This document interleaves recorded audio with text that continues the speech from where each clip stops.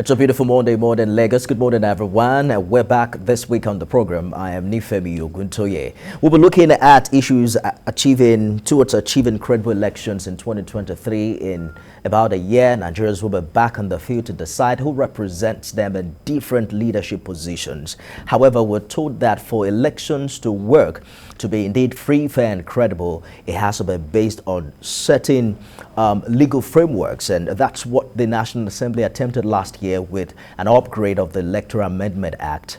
We had Mr. President earlier this year talk about the need for that particular document to include options of direct, indirect, and consensus for parties, and that if that is fixed, he will assent to that bill. We'll also look at other concerns as regards to the leadership of INEC. Some groups are saying, why fix it if it's not broken? That there are certain resident electoral commissioners that have proven to have done a good job in previous elections. Why are they not returning? We'll look at some other issues pertaining to electoral matters on the show today. However, let's begin in Abuja, where Jokea Adisa is standing by. We have updates on the ongoing strike by the Parliamentary Staff Association of Nigeria. We've been following the story since last week, and they have, indeed, we are told the strike is now effective. They're asking, demanding payment of outstanding 8 months minimum wage and 15 months consolidated peculiar allowances. Good morning, Joke. What precisely happened earlier today at the National Assembly complex?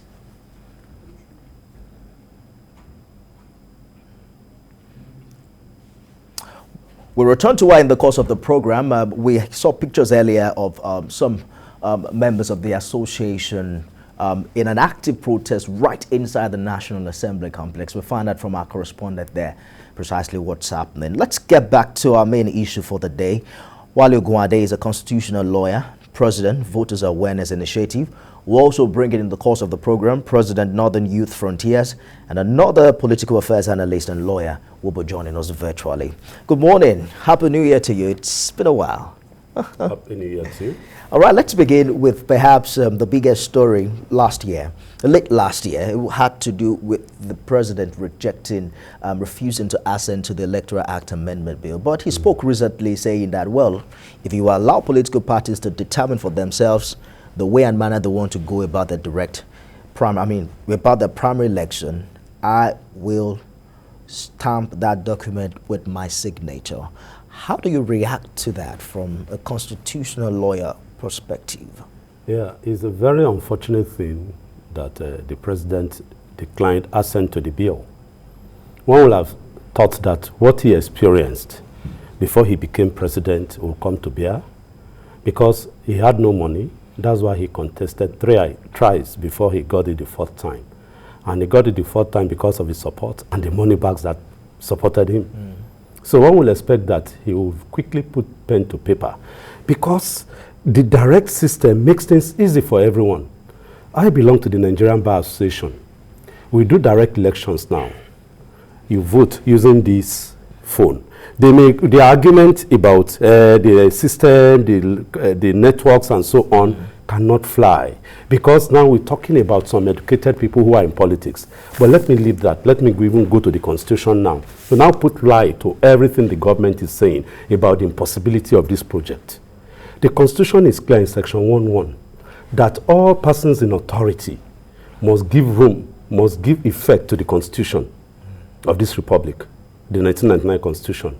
Then Section 14 of the Constitution is clear that the social justice and democracy shall be the basis for which government is formed in Nigeria. That is in the Constitution that he swore to defend.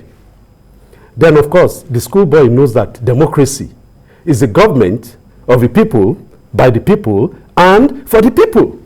So, we're in democracy. How do we run a democracy? There's a vehicle through which people run democracy. And what is that vehicle? Political parties. So for politics to be sound, there must be political parties. And animals don't run political parties. They are human beings. And people go to political parties because they want to express themselves. And of course, through it, they will choose their leaders. For your information, I'm involved in election petitions.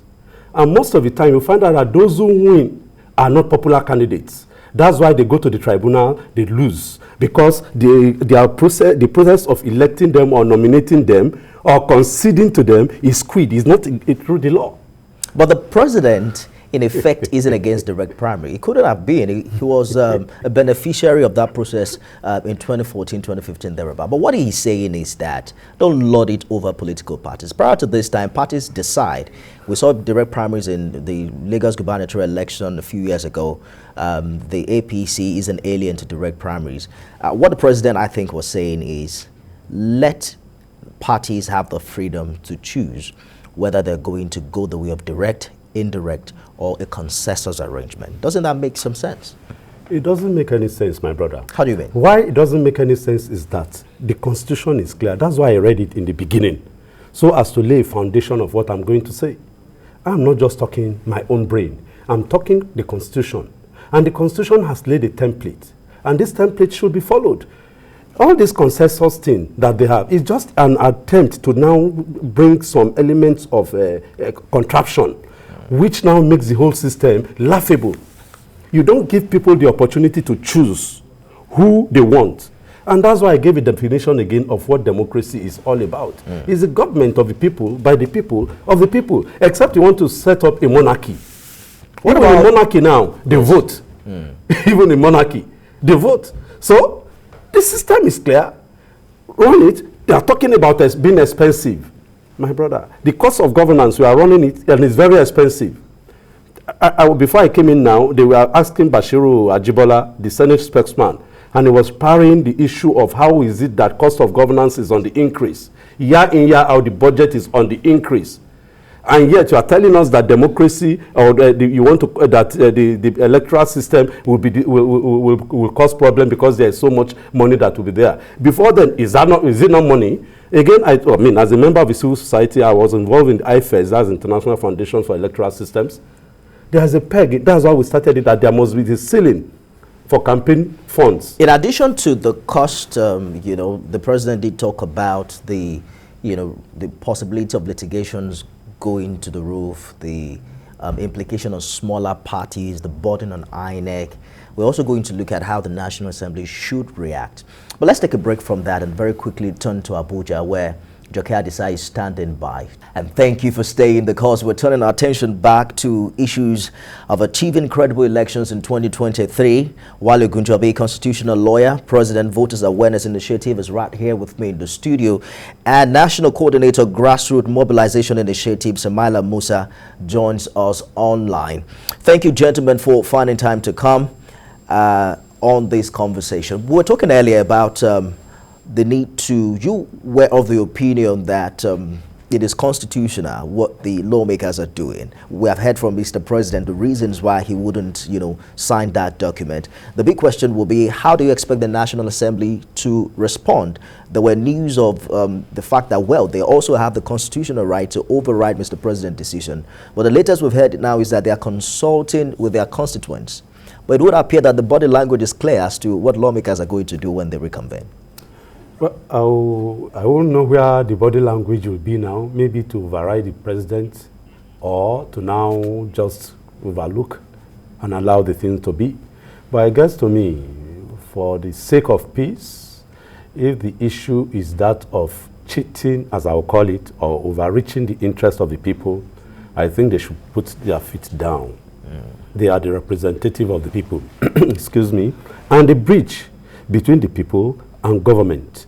They are an arm of government, and to us, we that they represent, as it were, they should do things because of the people, because it is the people that they represent. Fortunately now, the people are in quote, and that's why we want the real people to be involved in the process.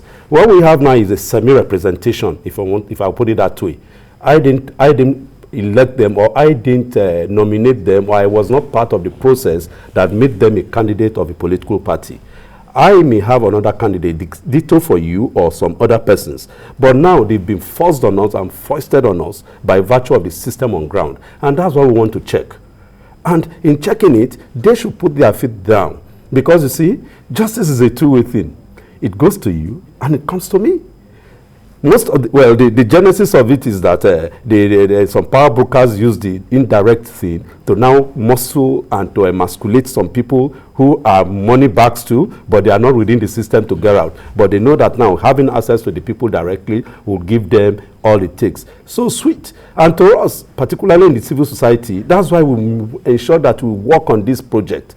Don't forget, it's not as if we just jump up from the moon. We've been involved in the democratic process since 1999, and we have come to see the way all these things fan out. Political parties don't really get the popular candidate. In the process, there are so many crises, thuggery, violence, and killing and maiming, all because they want to ensure that they win at all costs. And that's what made Obasanjo the other day, as the former president, to now bring the principle of do and die politics. It shouldn't be. Politics is for service, sure. And to that extent, those who want to serve will serve with that confidence that they have the backing of the people, not that they will force themselves in through hook and crook.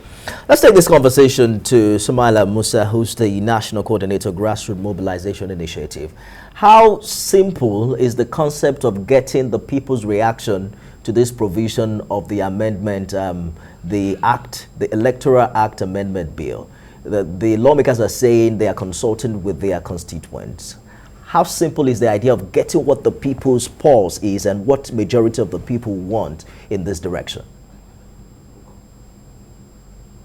Okay, if I get your question right, you're asking what the lawmakers are saying, how real or how doable that is. Am I correct? Absolutely.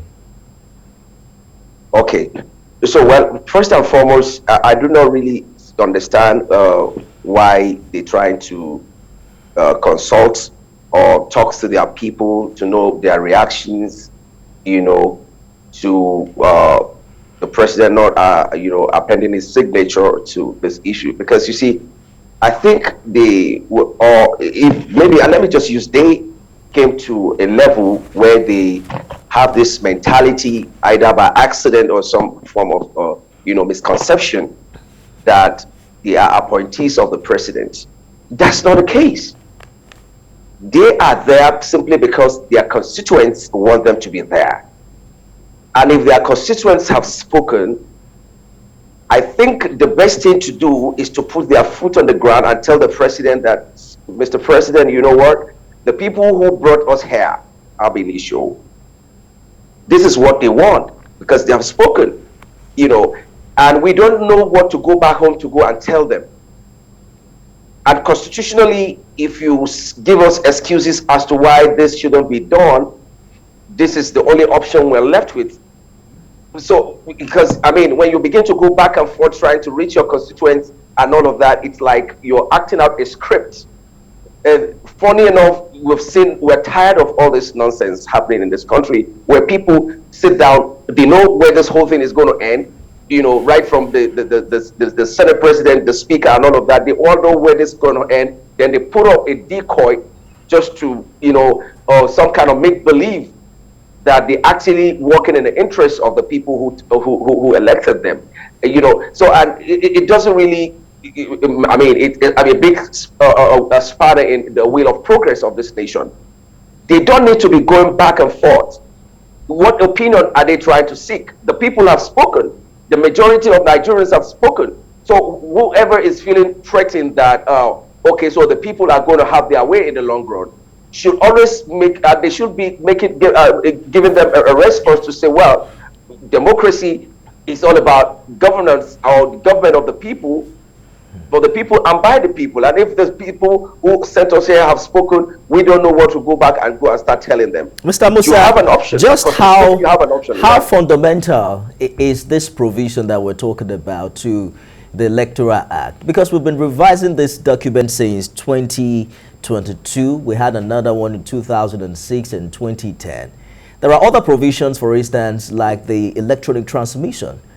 Can we skip this and come back and talk about it later? Can we skip this? Are you talking about the clause why the president is saying he's not exactly going to, my point. Exactly. Append a signature on it? Yes. Well, you see, So for me, I'm of the opinion that because some of us have always been vocal about it, that he's never going to do that. We know where this whole thing is going to. This drama, we know, we've watched it.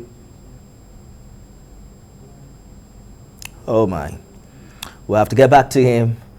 Technology happened. So I mean, so much pessimism here, but would you try to attempt that question? I mean, can we focus on other things? That's the foundation. Because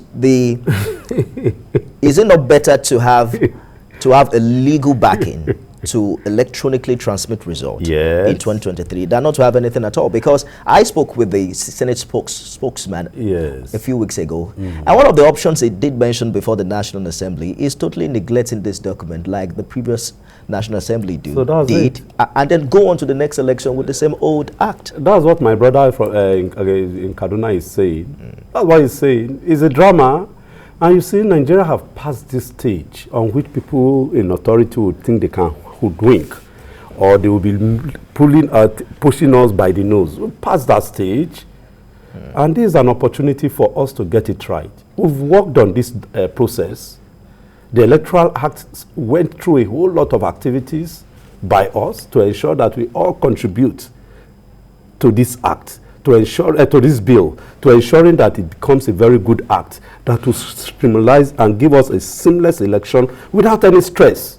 So we're in the midway now. It's just like a woman who is pregnant, 9 months, about to now have her baby. The doctor now comes in and they say no, or even the husband now comes in and say no, I've had so many babies, I want to abort this. When we are nursing, and of course everybody, including the woman herself, is expectant that they will celebrate, congratulations for your newborn baby. That's akin to what's happening now, frustrating the system and ensuring that we go back again. Obviously, that's not what should happen. It's not only in Nigeria that you have this type of a thing. Why is it Nigeria that when it's issue of election, there's so much noise? Togo, Ghana, everybody has gone seamless. So why is it? For information, everyone receive alerts on their phone. Nobody is complaining that network. The bank in the rural area still send. People go to the bank in the rural area to do their ATM transaction. How do they operate their ATM transaction? Is it not through the system? Is it not through a signal? So it now comes to election where there will be freedom. Now, they now said no. There will be signal, there will be problems. It's too expensive. No, obviously, this is not it. Let me hold it for a minute to take Engineer Chris's call from Jos. Good morning, Engineer Chris. You might have to turn down the volume of your TV set completely. Good morning. This morning. Good morning. Okay. Yeah, I want to make a contribution to this electoral law that is being not affected to by the president. Please go ahead. Number one, was National Assembly were not asked, how can you tinker with the electoral law? You are telling political parties how to conduct themselves. It's not within their reach. They are overreaching themselves because they know that the governors are overbearing the political in the political scene. That is why they now want to overreach themselves. Number one. Number two, let the political parties decide how they conduct themselves before they present themselves to INEC for elections. And number two, you and I are very aware that this National Assembly does not have the wherewithal to veto the president. Speaking, this is the worst National Assembly we ever had because they were state managed. So the issue of saying they are going to consult with their constituency does not arise. They're just playing away time. I think the president is right. He should remove that clause of saying, of telling the parties how to conduct their primaries. Let them do it because even the National Assembly does not have the wherewithal. Let them not take over with that. Let them conduct it. Let them go and face their governors in their various states. That is a personal problem. But they should allow the electoral law. They have done a very good one in the electoral law. But that issue of that primaries is the problem. And they cannot decide for political parties how to conduct themselves. Thank you very much for your contribution. Let's thank you for throwing the spanner into the wheels. Let's get Mr. Musa's position. I understand that he's back online now. You were talking about, I think I was asking you if we can negotiate this time and then move on with other provisions in the law. Will it not also improve the electoral process come 2023 the way it is without the direct primary provision? Yeah, absolutely. I think going forward, the best path of it, or the best thing to do, instead of throwing this whole thing in the garbage, is to actually expunge that clause, from the bill, so that the other lofty contents in that bill can see the light of the day. We have also predicted this long ago, even when this whole carriage started, that worst case scenario, what is going to happen is that the cabals, or the class that is feeling threatened, will put pressure on the president not to append his signature, and then ask that that clause be expunged. And so, if the whole thing will rather be thrown in the garbage, so it's better for that clause to be expunged from that bill, so that at least we can actually make some progress, and wait for the people who have the balls, who have what it takes to take decisions, will come on board. And because that's what we're working towards. Some persons will come on board one day and say, well, democracy is about the people. All right. So if the people say this is what they want, it's just like when you have in the National Assembly, when you say the ayes have it or the nays have it, there's no point. Let me hold you briefly, Mr. Musa. The ayes are not going to have it in the long run. I'll return to you shortly in a minute. Judge has called in from Ikeja. Good morning, Judge. Good morning, Inifemi, and Happy New Year to Mr. Gwande and the other guests. Happy New Year. Yes, the title of your discussion this morning is Towards Achieving Credible Elections in 2023. This direct primary is the only way to achieve a generational change. You will agree with me that Nigerian political system requires a generational change. The people and the system we have been operating will never change unless a new generation, a new crop of people come in to bring in their own type of ideas. And these current ones, they know this, that the only way they can remain in power is when they can manipulate the system through the type of primaries that political parties conduct. Somebody has said that you have no right to tell political parties how to nominate their people. But democracy is not only at national or state elections. Democracy is also in the primary pattern of selecting candidates. If the political party that is bringing up a candidate did not follow a democratic procedure to bring out that candidate, then there is no democracy inside that political party. The whole system is interwoven. You can't say there will be no party process in one aspect. Then in another aspect, there is a democratic process. The truth of the matter, sir, is that the governors know that way they can determine or dictate who is who in whichever place in the system. And governors have taken over the national political life in this country. It is time to tell them that Nigeria does not belong to governors. Good morning. Good morning, Mr. George. Thank you very much for your contribution. It's, however, amazing to me how we talk about the direct primary as if it is immune to manipulation, Mr. Musa. I mean, it does appear that the consensus for those who are proponents of the direct primary is that it gives power entirely to the people. Is that the case from what you have experienced and the things and the direct primaries you have, studied and monitored in the past? Does it entirely, give the power to the people in the real sense of it? Is it immune to manipulation? Absolutely. It gives power to the people.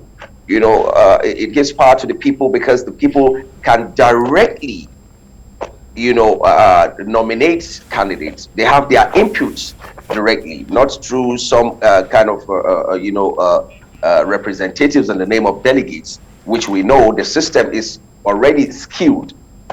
The system is skewed to favor, the few who have actually been holding on to power perpetually. It's really a big threat to all the so-called godfathers everywhere.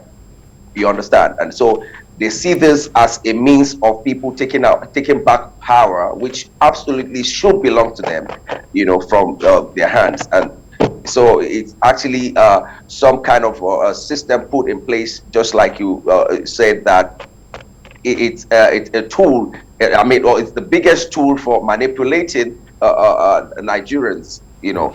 And I think going forward, because of course it's obvious to us that this president is not going to do anything about it, because I mean he's been so influenced by the people, because I know he doesn't really have any interest. I mean, constitutionally, he does not have the right to contest for another election.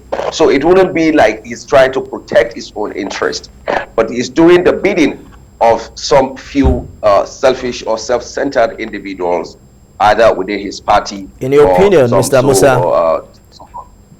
Yes. I'm saying that's your opinion. I'm not sure you can prove that right now. But let's take Benga's call from Abuja, and I'll be back with you. Good morning. Good morning. My name is Benga from Abuja. Go ahead. You see, this discussion is very interesting as we are moving towards 2023.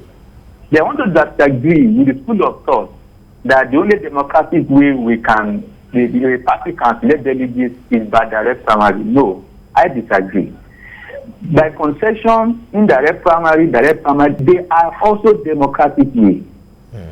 Because if concession is that all of us agreed that this person represents us, that is that's democracy. And indirect primary by delegates, so democratic, because right from the grassroots, you can select a delegate who will represent you as the election of the delegate, of the candidate will be.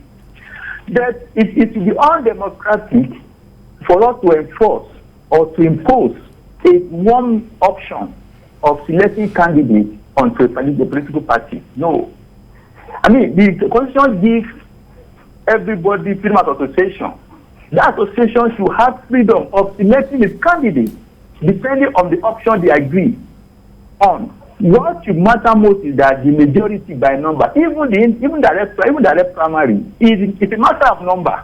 It doesn't mean everybody will say, yes, we are voting this candidate. That will see the election, but they don't carry the vote by number. So the thing is that, whichever way it is, let's encourage the party themselves to invite direct primary, not us imposing it by way of constitution or by way of... I think you made your point very clear, Mr. Benga. Thank you very much for your contribution. Good to hear from you. Another issue that comes to mind, particularly as we count down to the National Assembly reconvening in a few days, is the confirmation of the nominee list sent to them by Mr. President, talking about INEC nominees. And some groups are calling on the President to review this list, particularly some individuals who, according to them, have performed well in previous elections. We'll take a break now and we'll return with more. Stay with us. Thanks for staying with us. I have with me constitutional lawyer, President, Voters Awareness Initiative, Wale Ogunade, in the studio, and National Coordinator, Grassroots Mobilization Initiative, Samaila Musa, is joining us virtually. Let me begin with you, Mr. Musa. How do you react to the call on Mr. President to review its INEC nominee list sent to the Senate? They are saying that the document clearly, according to them, excludes some individuals who previously demonstrated the integrity and the capacity required to deliver credible elections.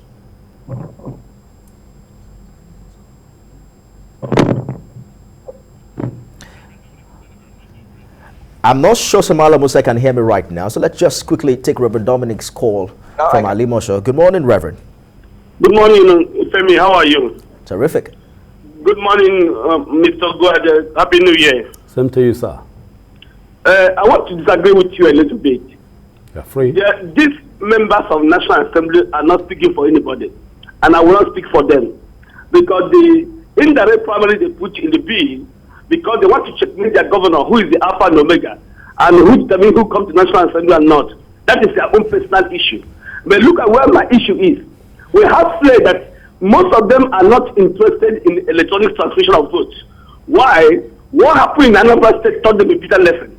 In Anambra State, for the first time, we see about 300 or 350 people that came out to vote, and that 350 people were the one who their vote counted. So all of them were afraid that if we pass this voting, the manifestation will stop. So they want to use this indirect, the primaries to stop the whole bill like they did last time. And I know that Mr. President will not sign it. I've been shocked about this about 3 weeks ago, before this thing happened. So So what I'm trying to say is that let them remove that clause, as Mr. President has said it, and return back that bill to the National Assembly. Like maybe what you said, the spokesman of state say, is their mindset. They don't want to kill this bill totally. To throw the baby with the bathwater. So we will not have electoral transfer. What the voice of people is that we want electoral transfer. How they choose their candidates, it doesn't matter. There's also the smaller parties. If we have good election by INEC, we can say no or yes to whatever they brought into the table. So if we have good election, it will make them to sit up to find a credible candidate, because there are also other options when our vote and election counts. So this is my own contribution. I'm not speaking for them. They don't speak for anybody. They are selfish in that issue. But we will not take this, that they will throw that bill, which everyone have able to put together into justice. We will stand to make sure that Mr. President sign electronic, transmission of. Thank you, Reverend, for your contribution this morning. Good to hear from you. Is Mr. Musa back now? All right, Mr. Musa, yes, I was asking you about your reaction to what appears to be a claim from the Arewa group, questioning Mr. President's INEC nominee list to the Senate, particularly excluding some resident electoral commissioners, according to them, that did very well in previous elections. Yeah, you see, the point is this: if all these amendments we're talking about is actually geared towards having a more credible election in the country, we're talking about electoral reforms, to now begin at this time, begin to throw away people who have, lived above board, people who have proven that they are people of integrity, people who have shown it, who have actually led by example in INEC, to begin to throw them out is actually not the way to go. Of course, there's nobody that is actually indispensable. But you see, at this kind of critical time that 2023 is around the corner, when party members are coming up with different names, I can bet you that the president does not know one single individual in the new guy names is sending to the National Assembly. So if we have people, because you see, one of the things you need to consider is not about individuals, it's about the system, holistically, that what we're after is having a credible election, is having people of integrity in place. So we can decide to say, well, because 2023 is just a year from now, and these people, quite a lot of them have actually shown that, they really are people of integrity. They will never compromise under whatever circumstances. Let us retain them, if at all for nothing, just for this 2023. You begin to come up with new names that have been suggested by you, by stakeholders, by people who are interested in what happens in 2023, and you begin to send such names to the National Assembly. I think I'm going to also use this medium to also call on the National Assembly to reject in total those new names that are being forwarded. Okay. Let us begin to consider new names from after election next year. That's the way to go, and retain these people and say, look, we're going into a general elections that is also very, very critical, very key to the unity of this country. I get a point very clearly, Mr. Musa. Cannot afford to start gambling.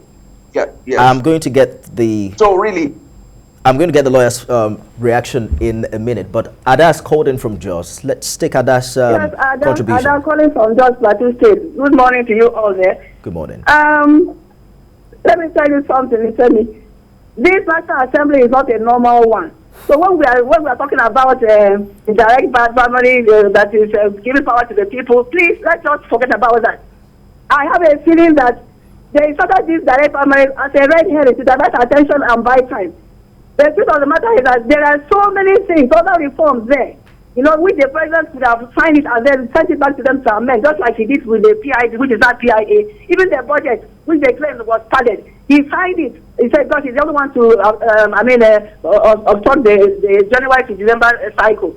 So if Mr. President meant well for Nigerians, why didn't he do same with this thing? They are playing out a script. That's all. I smell a rat. Let them expunge this direct primary thing. Let them expunge it. And let Mr. President get it signed into law. Look at what is happening. Look at how the year we are starting the 2022. Very soon you will see strikes right, left, and center, and they tell you they cannot fit. Let me, Nigerians should shine their eyes. They don't want this thing to even pass. They don't want it to pass. I can tell you for Why preempt the National Assembly that resuming shortly? The president already said if that document is edited and sent back, is going to give his consent. Is it not too early to say that they are not ready? The president said so. If it is a conspiracy and then they decide not to respond it, what do you expect? The law is to take his normal channel. That deal will die. Is it not true? And your guest is there. That is what is happening. They just play for the other. They think they can play on our intelligence. Mr. President should do it and let it be his legacy.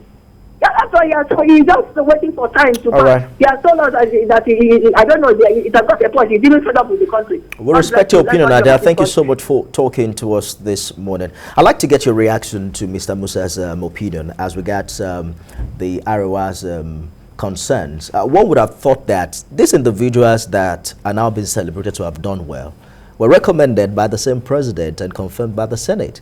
Why doubt the president's decision this time?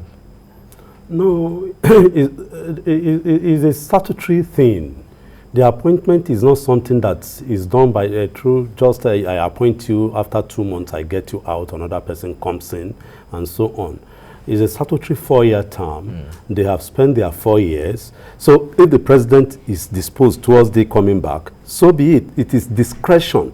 Nobody can question the president on that. And that's what happened to Mahmoud, the chairman himself. He had his term. After that, he now got reappointed. If the president so wishes to reappoint all these other persons, so be it. But the argument that they can wait after the election they go, their term has expired. And once their term has expired, either they are appointed or they leave. There is no even acting. So this leader, is there any legitimate ground for this leadership doubt as regards INEC's leadership ahead of the general election, given the change of power?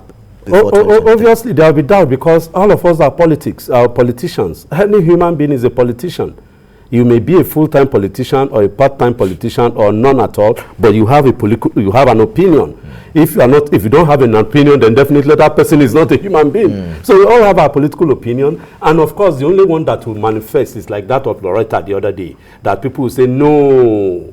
But if you have, we saw the president replacing him. So since that's it, people should just relax. Allow the president to do his job in that regard. Then if, of course, in law we say we have a right of reply. I will just quickly add, if time permits me, the NBA, I'll use it as an example. When the chiefs were down, eventually the NBA changed its electoral process.